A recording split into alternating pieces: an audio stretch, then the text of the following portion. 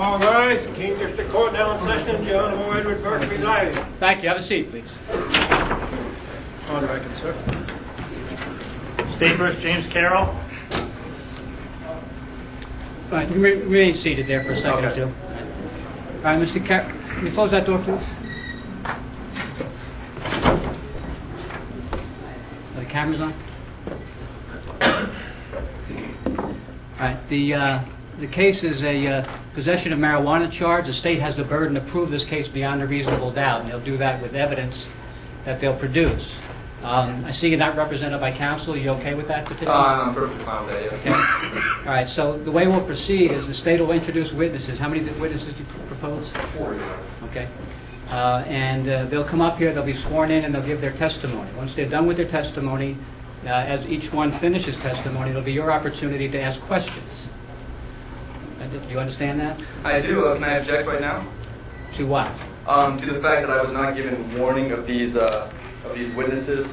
I think the Judicial Superior Court of the State of New Hampshire requires that, this is Rule 98, that 30 days after the entry but not guilty plea, the state shall provide the defendant with statements of witnesses, and I was not provided that. This is not Superior Court, this is District Court. Okay. Right, so certain rules are the same, certain don't apply. All right. And what witnesses do you... Your Honor, nevertheless, I have a document that would indicate that we did send Mr. Carroll notice of the proposed state trial witnesses under the district rule. Okay. Is your address the 423 Central Street, Manchester? Is that still your address? No. When did that change? Not at all. Yes, I did have that changed. You can remain seated. Okay. All right. Well, you need to notify the court of that. Otherwise, that people sometimes we think they're ignoring the court. I did register to vote here in Keene a while ago. That's not notifying the court. Okay. That's the problem. All right. That's fine. All right. So we'll go ahead. So as I was saying, once each witness is done with the testimony, it'll be your opportunity to ask questions. As long as they're relevant to the case, we can ask them. Okay. I realize this case has a certain importance to you, but we need to keep it under the rules. That's fine. I'm here to oblige. When the state is done, with their witnesses, they'll rest their case, and it'll be your opportunity. If you had any legal motions to make at that time, I want to emphasize legal motions at that time, you can make them to me, even orally or in writing. All right. If you don't have any, most people don't have motions at that time, but that would be your opportunity. If you want to put on witnesses or evidence of your own, then that's your chance. Remember, the state has to prove this case beyond a reasonable doubt, and you don't have any obligation at all to disprove it. The state has all the burden here. You follow that? Yeah. Do you have any witnesses that you plan to? No, I have no witnesses. No. Okay. And I'll leave it up to you to decide when it's your turn whether you're going to testify or not. Okay. Okay. But again, you can't be forced to testify. You have a right against self-incrimination. Understood. Any questions about the procedure? No questions, Your Honor. All right. If I can make the decision from here once the case is submitted, I'll do that. If not, I need to make sure I do get your proper address if we can send it to you in writing. 158 Church Street is my current address. In Keene? Yes, Keene, New Hampshire, 03431, I believe. Yeah. All right. I may need another pen. It's okay for now. Okay, go ahead. Thank you, Your Honor. Your Honor, I would like to call Richard Stellato from the State Lab, but I would submit, Your Honor, that it's out of order because obviously I haven't established a chain of custody yet, so I would propose calling him conditioned on his testimony being admitted upon establishing a chain of custody for the evidence. Right. The state has a witness they want to introduce from the state lab for the purpose of, in their view, proving that the alleged substance, I guess, is marijuana. Now, ordinarily, we're taking them out of order, which we often do in cases like if we have a doctor's testimony or things like that, because they have other places they need to go. We try to defer to them in that regard. Okay. Let me ask you this, however. In some cases, defendants are willing to stipulate to the fact that the alleged contraband, if you will, whether it's marijuana or beer in an alcohol case, is in fact what it purports to be. Do you want to require the state to prove that here, or do you stipulate to the fact? Should I stand, yes? Yes, sure. Of course I'd like to require that the state prove that it is just wanted to make sure. marijuana. Sometimes that's a time saver, but that's up to you. All right, go ahead. I would call Mr. Stellato. Keep it down, folks.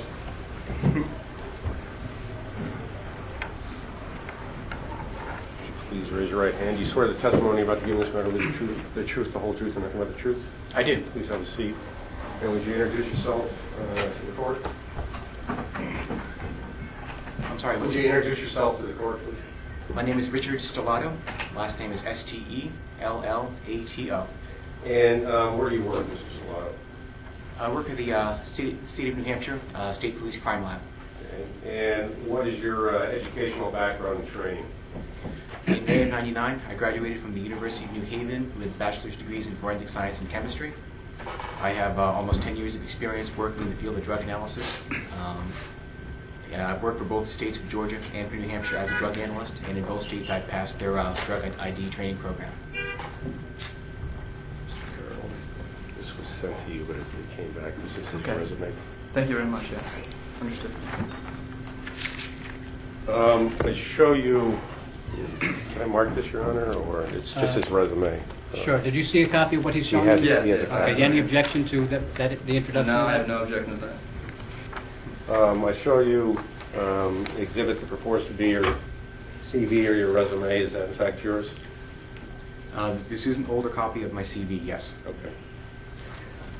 And does that accurately reflect your training and experience? Up till 2004, yes. Okay. And from 2004 to date, what have you been doing that is different? I'm sorry, sir. I'm I'm hard of sorry. hearing, and if I can't read your lips, I can't understand what you're saying. I'm sorry. Since 2004 to today, what is different or what is additional on your resume? I'm sorry, what? Since 2004 to today, what would you add to your resume that's just been submitted to the court? Just several more conferences, seminars, all relating to drug identification. Okay. Would it be of assistance if the tables moved closer? It would be of immense assistance. Okay. Can you? It's on wheels. Push your table up a little bit closer.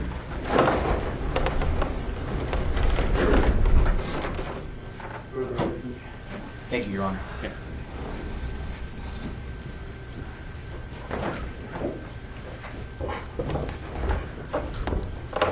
And have you testified in New Hampshire courts before with regard to the testing and identification of controlled substances? Many times, yes. Okay, and in so doing, have you been recognized as an expert in the field of the drug recognition and the testing of controlled substances? Yes, sir. I'd ask the court to recognize Mr. Stellato as an expert All right, in Mr. that field. Mr. Carroll, the state's asking that I recognize Mr. That's fine. And you, Yeah, I accept. okay, that's fine. All right. Would you just describe in general terms the process of how evidence comes to the lab and what the lab does with the evidence upon receipt of the evidence, particularly focusing on controlled drugs? Okay. Well, the vast majority of times, individuals from police agencies will bring their evidence to us physically. At that time, the evidence is examined, or the packaging is examined, and every piece of evidence that comes in is accompanied with a piece of paperwork. This paperwork contains information like a suspect name, submitting agency information, a case number, and then we assign our own unique laboratory number to it. That laboratory number goes on both the paperwork and the evidence itself. So from then on, the two are always linked. Okay. If the evidence is found to be in good condition, in other words, the seals are intact, and the information on the evidence matches what's on the submitted paperwork, it is accepted into the laboratory and stored in a secure location until such time as it comes up for analysis. Okay. And in this particular case, I show you some evidence which has been marked 09-38-AR with the name James Carroll. And it also appears to have a number associated with the state lab.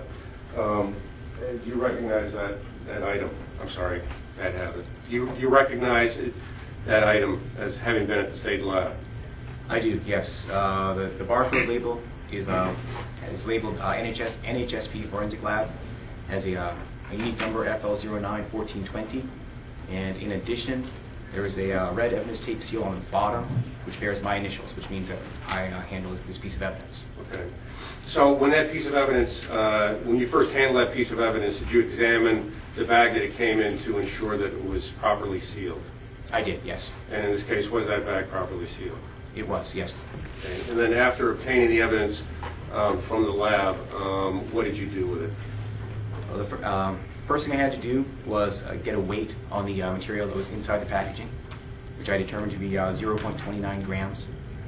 This being vegetative matter, I conducted a microscopic and macroscopic examination, which led me to believe that the material had the characteristics of marijuana. I then did a two-part chemical test called the modified Duke-Noilly-Bean test, which also indicated the presence of marijuana.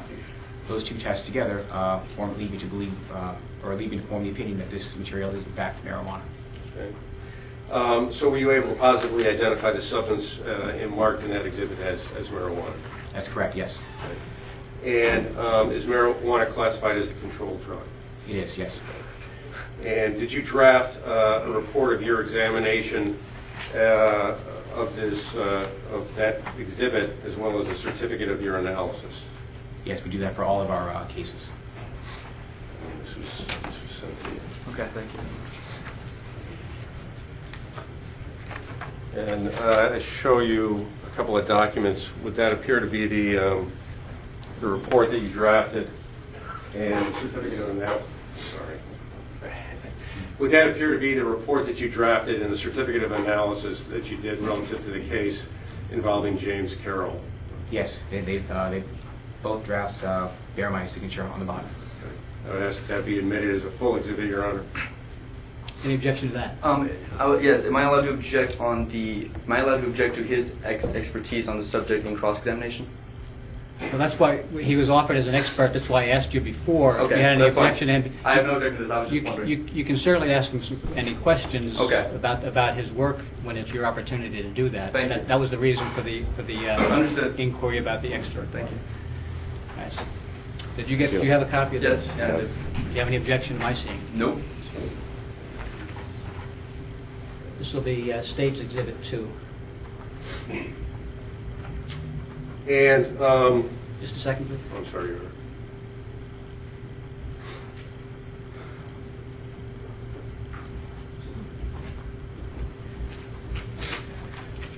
Okay, go ahead. After you were done with your analysis of the substance in the bag, referenced by both your lab number and 09-28-AR, what do you do with it after you were done with it? I placed it back in the original packaging, put a seal on the bottom, and placed it into another storage location for eventual return to Keene PD.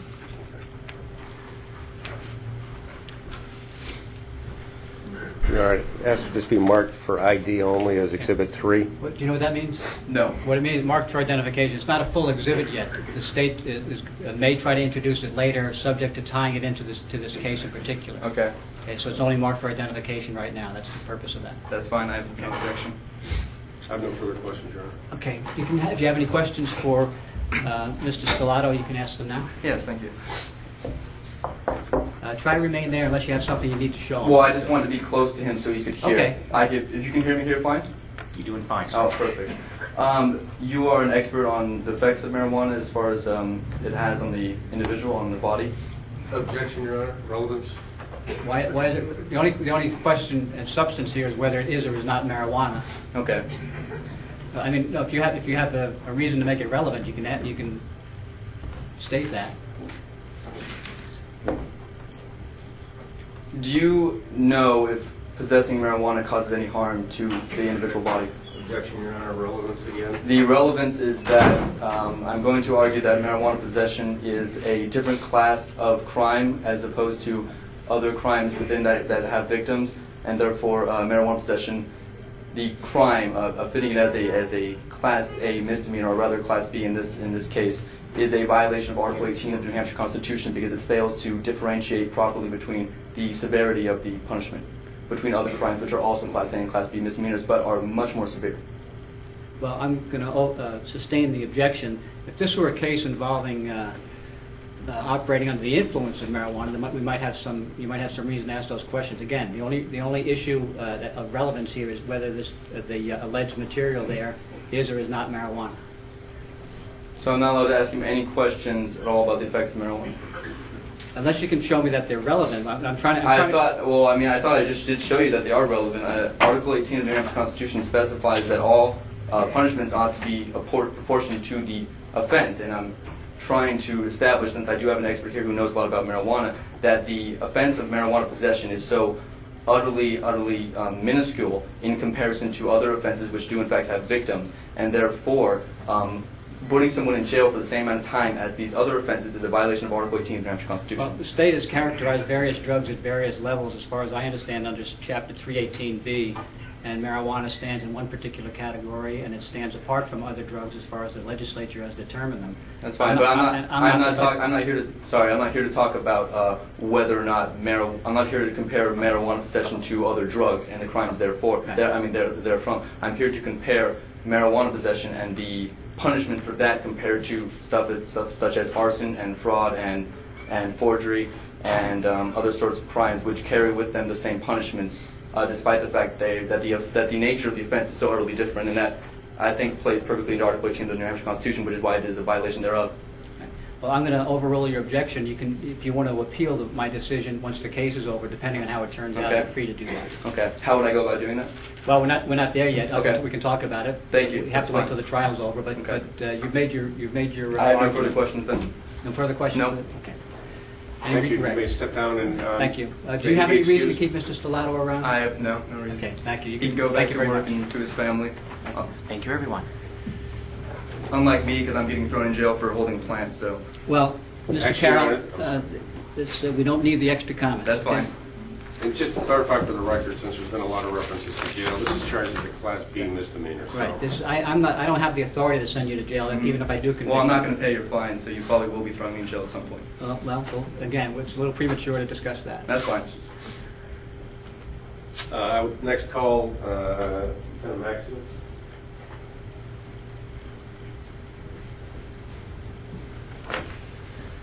Raise your right hand. Do you swear the testimony about to give in this matter will be the truth, the whole truth, nothing but the truth? I do. Please have a seat. Do you want us to move back, Your Honor, or can we stay where we are? Why don't we just stay where we are for the time being? Would you please introduce yourself and tell us where you're employed? My name is Shane Maxfield, M-A-X-F-I-E-L-D. I'm employed by the City of Keene with the Police Department. Okay, and how long have you been employed as a police officer? Over 16 years. Okay, and are you a certified police officer in the state of New Hampshire? Yes, I am. And a graduate of the academy? Yes, I did. And what year? 1992. Directing your attention back to January 10th of this year, were you on duty? Yes, I was. And in what capacity were you working? I was working as the shift commander. Okay, and prior to January 10th, had Keene Police Department received some information that an individual was going to possess marijuana in Railroad Square as a protest to current marijuana laws? Yes, they had. Okay. And based on that information, was an officer assigned to watch Railroad Square? Yes, one was. Okay. And at approximately 1 p.m. on the 10th, were you dispatched to Railroad Square? Yes. And when you arrived, what did you observe? I arrived with another officer, and we saw a large crowd of people milling around Railroad Square. We approached, and we observed the individual that was purported to be doing this display, and he had his hand out in front of him like this, and on his hand appeared to be a chunk of marijuana. Okay. And who was the other officer with you when this happened? That was Officer Uhas. Okay.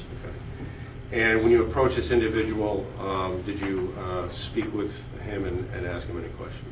Yes, as I walked up, I said, "Is that marijuana?" And before I finished the sentence, he said, "This is marijuana." Okay. And is the subject that you're referring to that was standing in Railroad Square holding this substance in his hand, is he in court here today? Yes, it's the defendant. Okay. We'd just like the record to reflect that he's identified the defendant. And was that person subsequently identified by name and date of birth? Yes, he was. Okay. And what was his name? His name was Andrew Carroll. Okay. May I show you the copy of the complaint in this case? Yes. Have you a copy of the complaint? The pink copy? I do have the pink copy, not with me, but Okay, do you need it? I do not need another copy of that. No. Thank you, though. Having seen the complaint, does that refresh your recollection as to the defendant's name? Yes, James A. Carroll. Okay, thank you.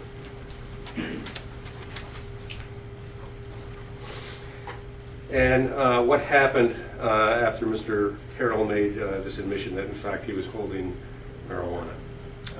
Officer Uhas took the marijuana out of his hand and secured it, and then placed him under arrest. Okay. And then were you involved in the transport of Mr. Carroll back to the station at all? I was not. Were you involved in the booking process of Mr. Carroll at all back to the station? Other than stepping back there once for something that I can't remember, no. Okay. Thank you. You may inquire. Do you have questions for Lieutenant Maxwell? Yes, I do. When you, on January 10th, when you came to, excuse me, I'll step back, to approach the situation where I was allegedly possessing marijuana, where was I allegedly, how was I possessing it? How was I holding it? What did you see? I believe you were standing there. I can't remember if you were still standing on one of the benches or whether you were down on the bricks, but you had your hand out like this and you had the little bud in your hand like that. Okay. Who was hurt by that action? Objection, relevance. What's the relevance of that? Again, Your Honor, I'm trying to argue a certain constitutional violation here inherent in the prohibition of marijuana, and if I'm not allowed to ask as to the effects of marijuana on any external entity, any third party, then I don't see how I can make that case. So if there's any way that I can ask such questions or make an argument to you in a legal manner, then I would like to know what that is. Well, there are limits to how much I can assist you in your own defense. Okay. It really doesn't work that way. But that's fine. The question was, how is anybody hurt by it? Again, that's similar to the same question we had before, whether that's relevant to whether or not you possessed marijuana. I think your argument is less a legal one than perhaps a political one, which we don't entertain political arguments in court. Well, I think it's a moral one, and I think any law that's not based on morality ought not be law. It may be that too. I wouldn't disagree with you. Okay. But as far as the court's concerned, I have to agree that the objection is well taken, and I'm going to sustain it. Okay. Do you believe that I have a right to possess property? Objection, relevance. Article 2 of the New Hampshire Constitution says that I have a natural and essential inherent right to possess and acquire property. I don't see why. I'll allow him to ask that question. I don't see why marijuana wouldn't hang on a be second. classified. I'm letting you ask the question. Sorry. Do you believe I have a right to possess property? Yes. Oh, yes? Yes. Do you believe that marijuana is property? It's contraband. But is it property? I guess you could. So if I have a right, hang on. You have to let him finish his answers. Okay. He'll let you finish your is question. marijuana? Would you classify marijuana as property? It's a type of property, sure. Okay, a type of property. Now, if I have a right to possess, do you know what rights are? Sure. Okay. Can you explain to me what a right is? Or I can explain if I have to. Sustain. I can quote. Sustain. I gave you a little bit of leeway there, but I'm not going to let you go all the way. Okay, that's fine. A right is something I don't need permission from anyone to do, any external authority. So if I have a right to possess marijuana without anyone's permission, if I have a right to possess property and marijuana is property, it follows, analytically, logically, that I have a right to possess marijuana. So, well, it'll be up to me to determine that question. So you're making an argument. I think it's up to the founding fathers of the Constitution. I think that question was determined a long time ago. Well, you're kind of embedding your argument in your questions. We need to hear questions from you as opposed to argument. I have no further questions then. Okay, thank you. Any redirect? No redirect, Your Honor. May this witness be excused? Do you need Lieutenant Maxfield to stick around? Nope, he can go to freedom. Okay. Okay, you're all set. Officer Uhas.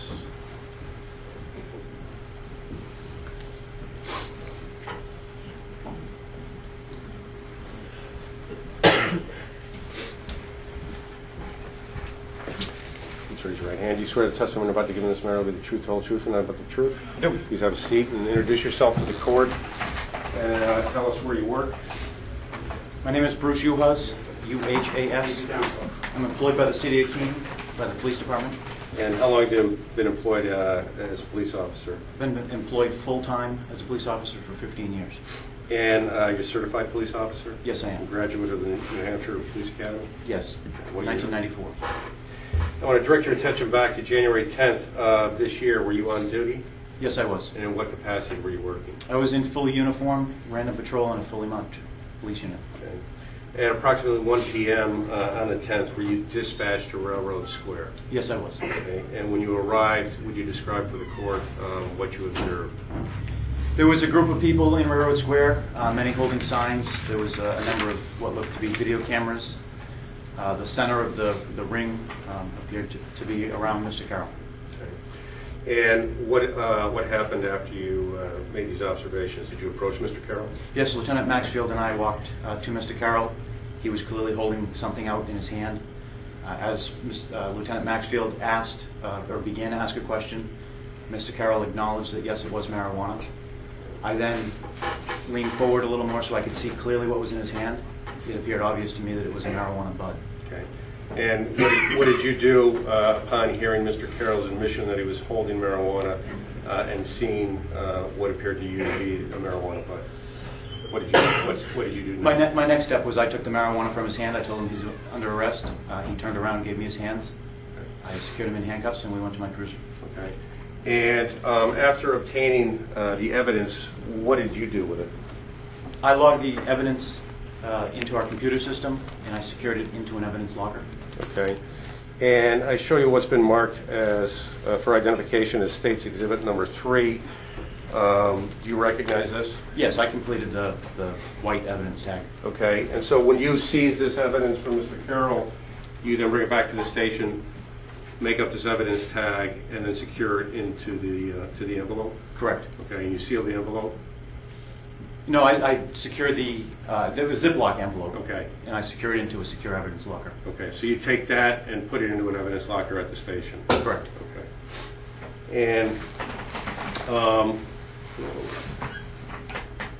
when do you approach the individual at Railroad Square holding what appeared to you to be marijuana? You obviously didn't know it was Mr. Carroll at that point, is that correct? Yeah, I had seen a picture of an individual that was had publicized that he was going to be in Railroad Square. So Okay. I had never met Mr. Carroll before. He resembled the picture I had seen. Okay. And when you took him back to the station, did you go through the booking process with Mr. Carroll? Yes, I did. And did he give you his name and date of birth? Yes. And what did he give as a name and his date of birth? It was James A. Carroll. If I can look at the report for the date of birth. Sure.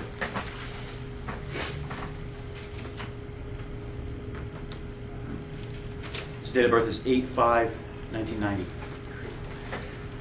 And is Mr. Carroll here in court today? Yes, he's seated at the table here. Okay. I'd like the record to reflect that the witness has identified the defendant, Mr. Carroll. It will.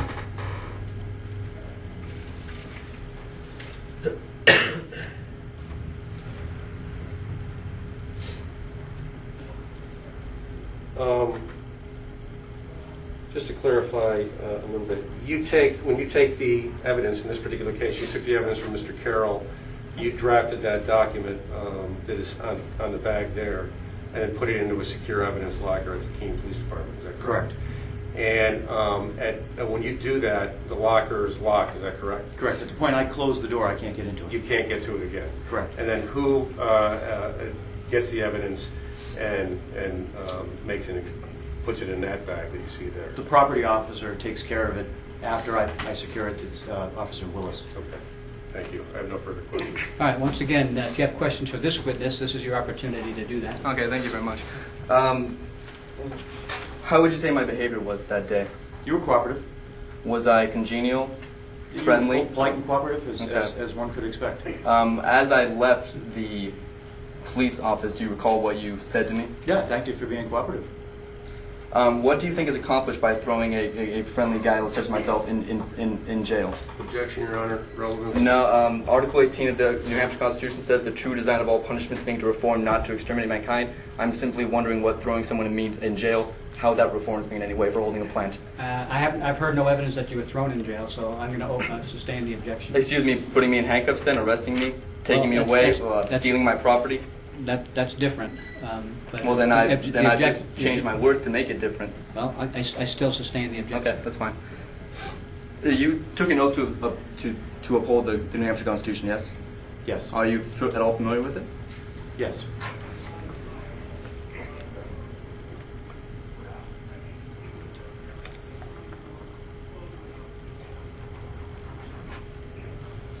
Are you familiar with Article 38?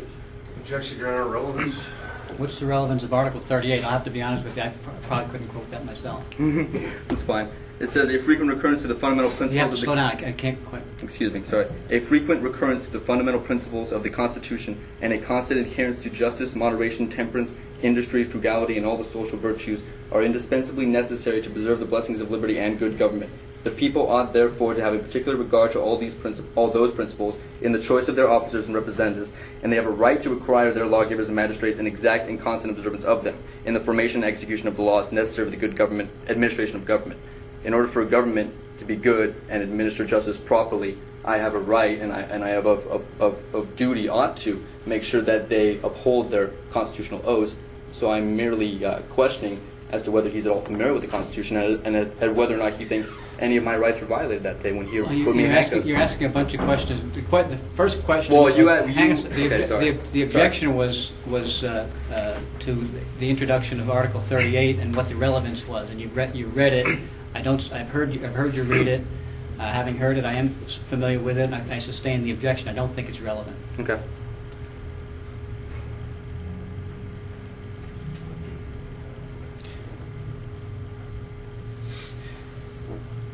Article 3 of the New Hampshire Constitution, I'll just quote and then I'll get to a question, I promise. When men enter into a state of society, they surrender up some of their natural rights to that society in order to ensure the protection of others, and without such an equivalent, the surrender is void. It's like a contract that we make with society. In order for me to have some of my rights, in order for society to protect some of my rights. I'm just going to stop. Well, I'm going to ask, which of... I want you to stop for a second. Okay. All right. People who represent themselves have a tendency, and the court understands it, to try to put in testimony when it's their turn. Rather than just ask questions. Ask questions. Mm-hmm. If you can put something in the form of a question Okay. that's acceptable, Yes. it's okay. But you'll have your chance if you want to exercise it. Understood. Understood.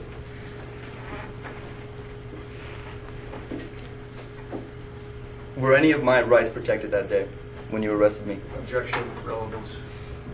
Well, it may be relevant if you're going to make a claim that some part of the arrest was he had his rights violated someplace along the line. I don't Yeah, know. well, if the government isn't protecting any of my rights, then the contract that I... Well, we're talking about the rights pursuant to arrest, search, and seizure. Those are the only rights I'm going to be considering here today. What about constitutional rights? Well, you can make your argument when it's your turn. But right now, you can ask him questions. But if Well, I did ask him a question. He objected, and therefore I needed to argue in order to overrule his objection. I mean. Well, you're taking your position, and I am Okay. sustaining his objection. Okay. I know that things aren't going your way. No, that's in that fine. regard. I didn't expect them to go my way, so you really don't need to worry about that. This is going quite how I expected. Let's see.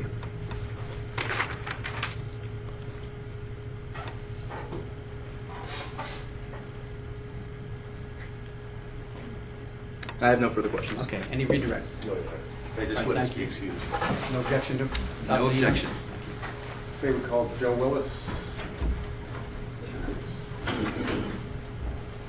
Please remain standing and raise your right hand. You swear the testimony about to give this matter will be the truth, the whole truth, and nothing but the truth? Yes, sir. Please have a seat. Thank you.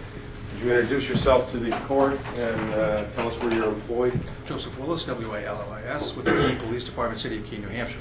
And how long have you been employed with the city of Keene? Been with the Keene Police Department for 23 years. Okay. And are you a certified officer? Yes. Graduate of the academy? Yes, What year? 1987. And what are your duties at the Keene Police Department? Currently in the property management. Okay. And could you describe what that means, what your job is as the manager of the property? In relationship to arrest, officers will package, label property, put into an evidence locker, secure that evidence locker. I will come in at some point and take evidence out of the lockers, make sure that it's been packaged properly, labeled property.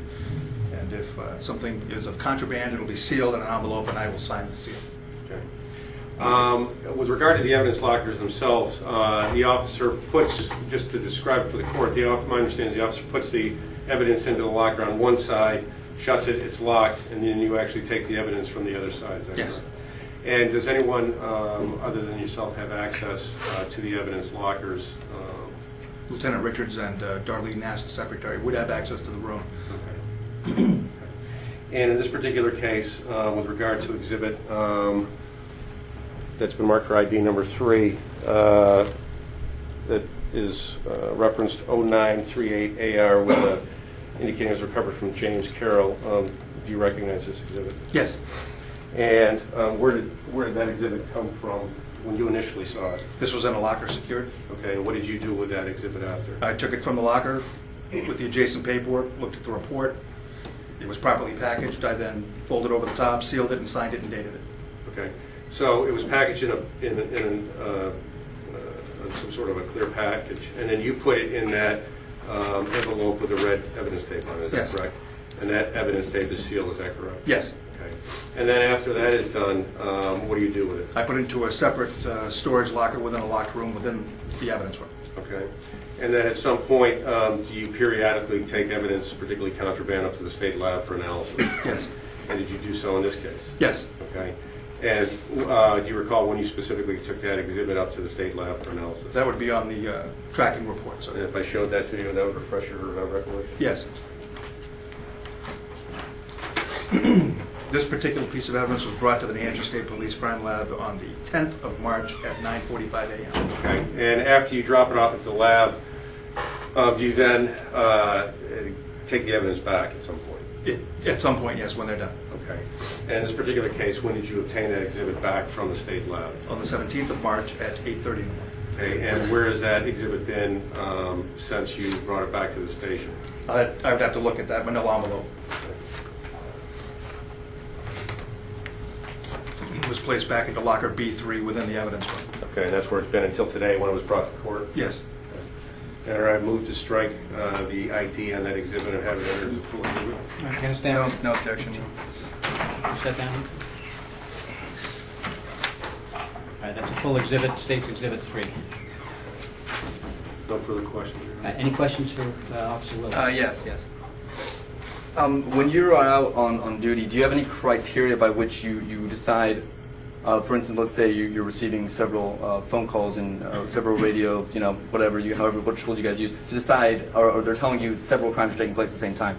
Do you, as a law enforcement officer, have any criteria by which you decide, this one's more important, therefore we're going to go enforce this law before we enforce another? Objection. Relevant. It's relevant to Article 18 of the New Hampshire Constitution. I am trying to establish the fact that even in the cops' minds, there is a distinction between marijuana possession and other more heinous crimes, and therefore they would probably be more likely to go enforce and go protect someone who is actually having their rights violated, rather than go arrest someone who is possessing marijuana. Therefore, having one crime that they would go enforce and another crime that they would say that's less important, having those crimes have the same punishment is a violation of Article 18 of the New Hampshire Constitution. Number one, there's no evidence of that in this particular case that we're trying here today. Number two, this witness only testified as to being the property manager for the police department, and it's not relevant to his testimony. But he is a police officer, and he is in the car. He does his duty. But his testimony has nothing to do. His testimony is only as to his handling of the property for the purposes of admitting the alleged marijuana as an exhibit. Okay, that's fine. So I can only ask questions about him handling the property. Maybe other questions you can ask. The ones you've asked so far are not relevant, and that's why I sustained the objection. But until I hear the question, I can't tell you what. All right. What So marijuana is property. We've established that. That's good. Can I ask him? You took the marijuana from Officer Uhas once he put it in where exactly? I didn't take it from Officer Uhas. Okay. How does that exchange happen then? From his, I saw it in his hands and it went somewhere else. So how does that? Can you explain to me how that happens again? Officer Uhas takes the property, labels it, puts it into a secured locker. Once he shuts the door, it's locked from the outside. No officer has access to it. Okay. Now, when you touched that plant, did you feel at all harmed in any way? I didn't touch the plant, sir. Okay. No further questions. Okay, thank you. And once again, this is the last witness for the state. Any reason to keep Officer Willis on? Nope. Thank No. Thank you, Your Honor. State rest. All right, the state's rested its case. If you had any motions Yeah, I do have a motion. of the legal nature to make, you can make a motion. It is of a legal nature. Okay. Do you have? Is it in writing? And do you give them the Yeah, other side a copy? I can give it to you in writing. Well, hang on. Slow down. Okay. Is there a copy? No, I don't have a copy. Yeah, I really don't have any idea Okay, how this we'll just process go works. ahead with it then. We'll see where it goes. Okay. The case, and let me ask you this: is this your motion, like in closing, or do you plan to testify? No, I plan. This is not my closing motion, but I do plan to make my closing motion. Right now, I want to. Well, if you'll just let me say, maybe you'll understand. Okay, I just want to make sure that. that sometimes people think they do their closing argument and Oh no, this is not my closing. This Okay. is just. All right. I'm assuming I still have time for that. State v. Dedrick, 1992. The court ruled that the prosecution must provide the defense with any favorable evidence that is material to my guilt or punishment. I believe that the state has in its possession a favorable evidence that would lend a certain leniency in your decision on how harsh the punishment will be, and they have not provided that evidence. Therefore, I feel that, as State v. Dedrick 1982 said, the court ruled that the prosecution must provide the defense with any favorable evidence, and I have not been provided with that evidence. Well, Do you allege certain evidence exists? Yes, I do. What is it? I cannot put it into evidence myself because it might be of a self-incriminating nature. Well, I won't be able to help you then. I mean, if you, the Well, then we have a the rule- catch-22 here because... The rules about favorable evidence usually apply to what's called exculpatory evidence. If the state has any evidence in its control or in its possession that would tend to negate your guilt, they do have. You're right. They have an obligation to produce it. But if there's evidence that But it says it's material to not only my guilt but also the punishment, which is in very much in your hands, and I feel that the I evidence... haven't found anybody guilty of anything. No, but let's assume, I'm saying they have evidence in their hands that if you were to find me guilty, this evidence would lend leniency to your punishment. Well, let's take it in order. Okay. Does what you're talking about, and you haven't told me what it is, does what you're talking about have any bearing or relevancy to whether this is marijuana and whether you possessed it? Yes, yes, complete relevancy, yes. Okay, well, what is it? I mean, I can't. You're asking Okay, me well, to it's a videotape. It's a videotape. Hang on. Okay. You're asking me to make a ruling Yeah. on something without knowing what. Okay. I have no foundation to base it on. I'm sorry, I will try to explain that clearer, then I will specify what it is. It is a video of myself allegedly possessing marijuana. And how is that favorable to you? I've heard the testimony about that today so far. As Officer Uhas established, my demeanor was completely congenial and very nice, and I did not assault the officers at all. And when you decide to make punishment, you are, of course, take certain factors in. If we get that far, I would certainly take that into consideration. Okay, well then can I object at that time and offer that? I mean, I don't know how this works. This seems like it's the only time for me to make motions, and if you're going to... No, usually the motions that are made usually at this time are made to dismiss the case because the state hasn't proved it. That's usually the kind of motion that's made at this point along the way. Okay, let me see.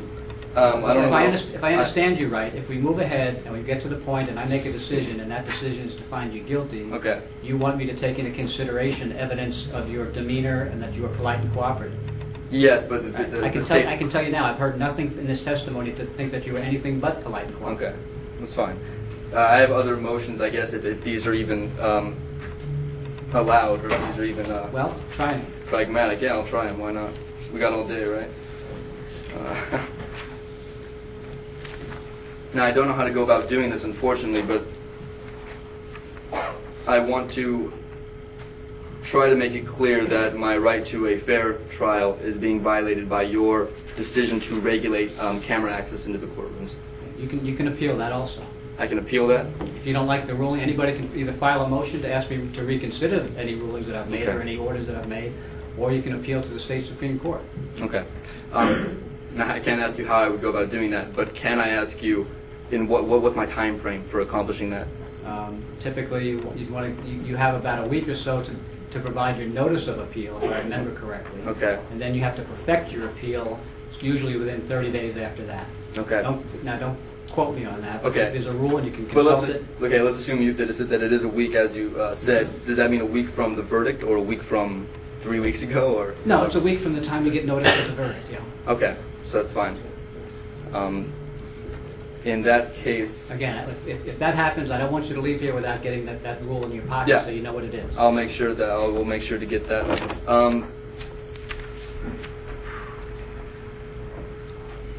Also, I mean, I feel like I should ask questions, but maybe I'm not allowed to. I have certain arguments here that I want to submit that are not necessarily arguments that I can make by questioning witnesses, but they're arguments that I have to make orally or here on paper. Can I submit these to you as evidence, or is there certain? I just don't follow you there. Do you have written Yes, like pleadings written. or something that you want to? Say that again. Do you have written pleadings? I have. These are just arguments as to what I've been trying to say all along, that New Hampshire. Well, if you want to submit something in the way of closing argument, or to supplement your closing argument, you want to put something in writing to that effect. Okay. You can certainly do that. Okay. But it doesn't need to be an official What I'd court paper? What I probably want to do. Pardon me. Does it need to be in some official form, or can I just submit it a layman in my I own? need to get the prosecutor probably needs to get a look at them first. Okay, Sometimes- understood. Yeah. Okay. Well then. Maybe I can take a look at them before. Do you have any objection by taking a look at them? Why don't you just hand them to the bailiff? I'll just take a quick peek and see if it's generally the kind of thing that I think you're talking about. 1 second. You have the things you don't want me to see, make sure you don't give them to the bail. I know I have some marijuana here somewhere, so I'll be sure to.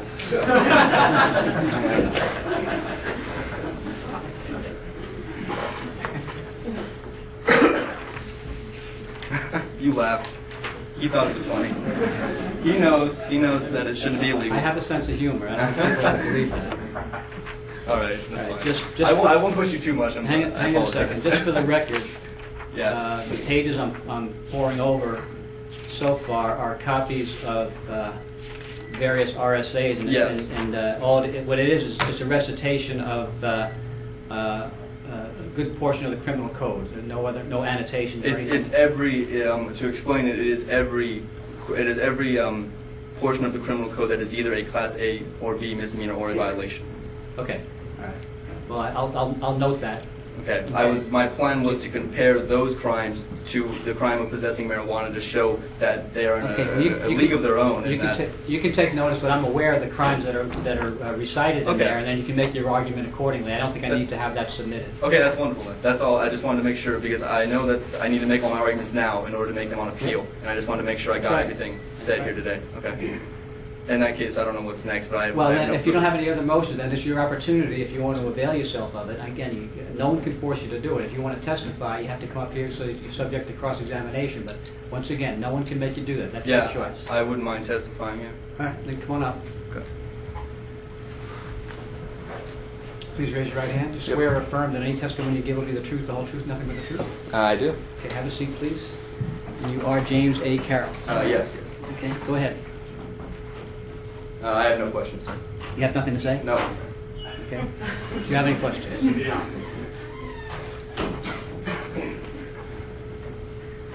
No, I have no question. Okay, you can sit down. You ruined my whole day. I'm just joking.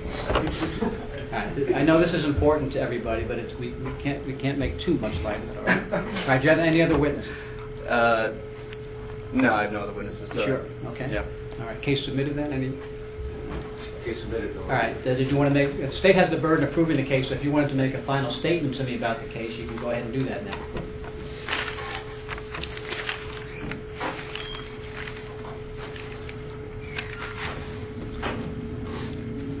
Okay. I want to submit to you so that it can be noted for the record arguments that I have here on paper, and I can make them to you orally if you wish. I just want to stop you. Okay. If you want to introduce anything that's going to constitute evidence, Okay. you've rested your case. Okay. So if you want to introduce things like the law, like that's a different story. But I can't take any more evidence. Oh no, this is just Okay. cited RSAs Well, I just and want- constitutional provisions. Nothing more. Nothing that would be considered. okay. Okay. I just wanted to make sure that I get these in so that I can bring them up on appeal. That's all. Should I bring these to you, or should I Well, why just don't you, recite them? again, like similar as to the other matters there, why don't you kind of give me just a thumbnail sketch of what it is that you have there? So. Okay. This is concerning your decision to restrict access to cameras into the courtroom. Okay, and you've already objected to that, and I've indicated that Okay. your objection's on the record, and you can appeal that if you want to. And I can bring up any argument to support that objection, even if I don't bring it up here today. No, you'd have to raise, if you have any objections to that, you can raise that. You have to put it in the context of how it impacted a fair trial for you, I suppose. Okay. So then I would have to make that argument here. I would have to use the arguments that I plan to use on appeal. Go ahead and make your argument. It's kind of hard for us to judge what the arguments are without hearing them. So why don't you go ahead and make it? All right, that's fine. I don't know how far I'll let you go with it, but I'll let you start. That's anyway. fine.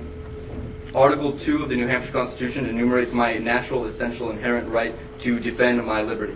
Part of that defense, as enumerated in Article 8, includes my right to demand my government and its proceedings be open, accessible, accountable, and responsive, and not unreasonably restricted.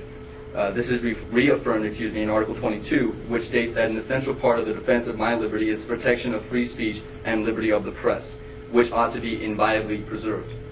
The court has failed to adhere to these articles here today. HB 312, which passed the legislature this year, recognized the right of the people to record on-duty law enforcement officers so long as notification is first given. Article 8 was used as a justification for that bill. Furthermore, HB 312 is really just a contemporary enumeration of the rights that were already recognized under Article 8. But Article 8 does not just apply to law enforcement officers, but to all magistrates and to all our substitutes and agents, such as judges and their proceedings. Also, in Keene Publishing Corporation v. Keene District Court, 1977, and Keene Publishing Corporation v. Cheshire County Superior Court, 1979, the courts ruled that the burden is on the party seeking closure to demonstrate a clear and present danger to the fairness of the trial, the necessity of such an order for closure, and the lack of effectiveness for alternative procedures. Clearly, there is no danger posed by a free press to the fairness of this trial, and in fact, quite to the contrary, the absence of a free press is presenting a clear and present danger to the fairness of this trial. The party seeking closure, among several other criteria that I've already mentioned, must first and foremost show that cameras in this courtroom present a danger to my right to a fair trial, which I don't see how because I'm consenting to cameras. Can the party demonstrate any alleged danger? If the state legislature recognizes the right to record, if the New Hampshire Constitution recognizes the right to record, and if all the people in this room recognize the right to record, why doesn't Your Honor recognize that right, and where do you get the authority to violate the will of the people in such a manner? What's your next argument?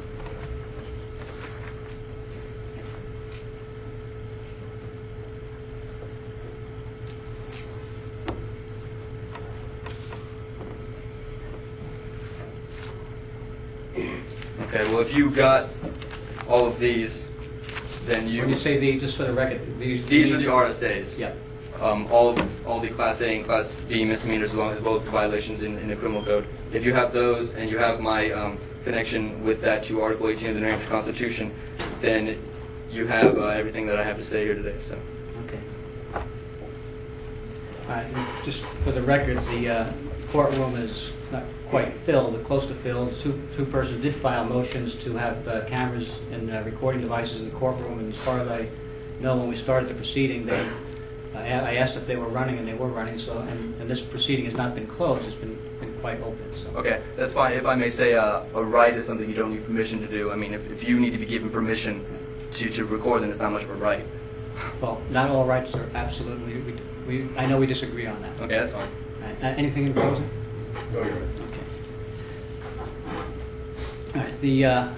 The court has heard the evidence, and you've done a very capable job defending yourself here.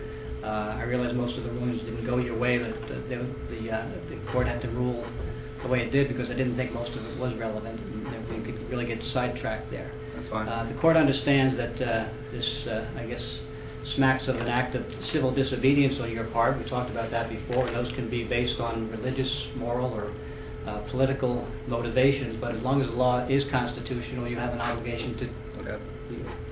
You have an obligation to.